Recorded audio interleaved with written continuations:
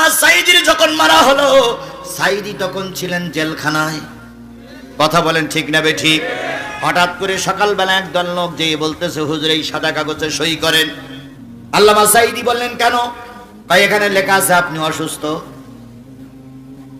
আল্লামা সাঈদী তখন বলতেছে, আমি অসুস্থ আমি জানি না, তোমরা জানলে কি করি? ভাই কোনো কথা না, সই করেন। আল্লামা সাঈদী সই করেছিলেন কিনা আমার জানা নাই। উনি বলেন, আমার কি হয়েছে? ওনারা বলেন, আপনার হার্ট স্ট্রোক। উনি বলেন, আমার হার্ট তো ভালো আছে, কোনো কথা নেই, আপনার হাসপাতালে যেতে হবে।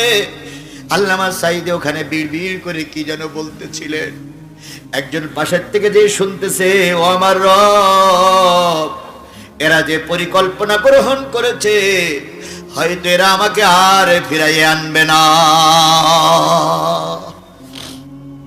আল্লামা সাঈদী বেরিয়ে এলেন, বাহির হয়ে গেলেন।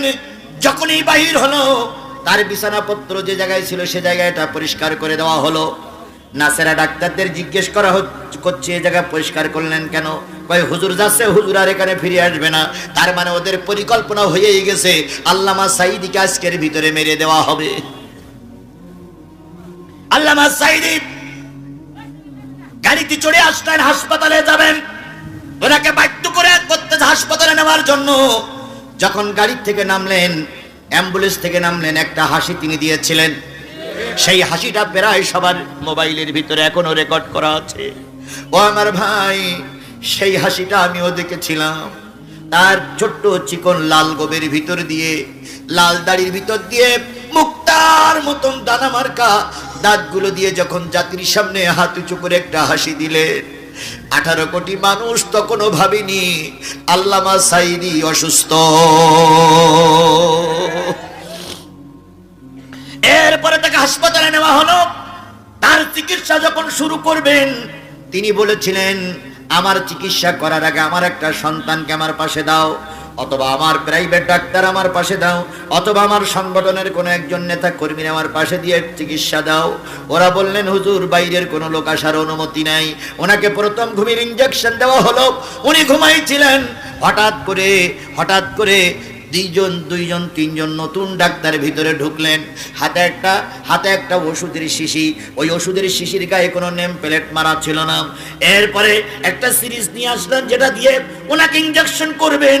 ওই ইঞ্জেকশনের একটা যখন সিরিজ নিয়ে আসলেন, আনার পরে ওনার পাশের থেকে সবাইকে সরাই দেওয়া হলো, আপনারা সরে যান। একজন নার্স বলতেছে, আমি চুপচাপ বসেছিলাম, দেখি তো কি করে। আড়ালে বসে দেখলাম ওই ওষুধের ভিতর থেকে একটু ওষুধ বাহির করলো। আল্লামা সাঈদীর জামাটা উঁচু করে নাভিতে একটা ইঞ্জেকশন দিল। যখন এই ইঞ্জেকশনের শিশিটা আল্লামা সাঈদীর পেটের ভিতরে ঢুকাই দেওয়া হলো, তখন তিনি একটু চোখ মেলে তাকায় আল্লাহ বলে একবার একটু চিৎকার দিয়েছিলেন। আর সাঈদী নড়াচড়া করতে পারেন নাই। পরে শোনা গেল তিনি স্ট্রোক করে মারা গেছেন। আল্লাহর কসম, আল্লামা সাঈদী স্ট্রোক করে মারা যায় নাই। আল্লামা সাঈদীকে ইঞ্জেকশন দিয়ে মেরে দেওয়া হয়েছে। আর আল্লামা সাঈদীর এই মারার মূলে সিরাজগঞ্জ সহ গোটা বাংলাদেশের যে সমস্ত এমপি মন্ত্রীরা সহযোগিতা করেছেন, আল্লাহর কসম প্রতিটার বিচার বাংলার জমিনে হবে, একটারও ছেড়ে দেওয়া হবে না।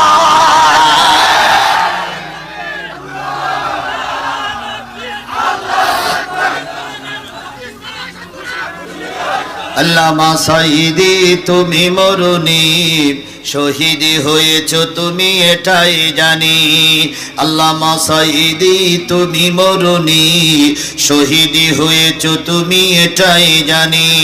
13 বছর কারাগারে কাটালে, 13টি বছর বাতিল খেপেছে তোমার দিকে ধর ধর। তুমি যে ছিলে মোদের নয়নের মনি, শহীদ হয়েছ তুমি এটাও জানি, শহীদ হয়েছ তুমি এটাই জানি। আল্লামা সাঈদী তুমি মরুনি, শহীদ হয়েছ তুমি এটাই জানি। কথা ঠিক না বেঠি? আরো জোরে বলেন, আল্লামা সাঈদী কি স্বাভাবিক মৃত্যুবরণ করেছে না তাকে মেরে দেওয়া হয়েছে? জোরে বলেন, তাকে কি করা হয়েছে? মেরে দেওয়া হয়েছে। আজকে যাদের পরিকল্পনায় মেরে দেওয়া হয়েছে, প্রত্যেকটার বিচার শুরু হয়েছে। আর যেগুলো পালিয়ে আছো ওগুলোরও বিচার হবে।